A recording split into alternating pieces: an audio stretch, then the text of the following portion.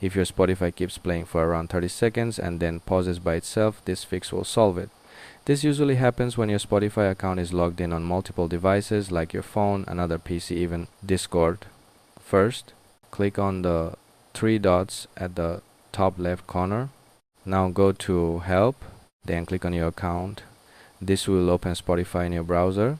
Scroll down until you see Sign Out Everywhere. Click on it.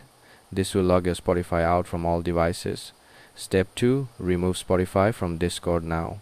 Open Discord, click on User Settings, go to Connections. Here, you'll see your Spotify account connected. Simply click on the cross.x icon to remove it.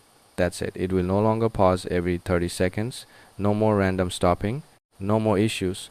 This fix works for Windows PC and helps especially if you use Discord plus Spotify together.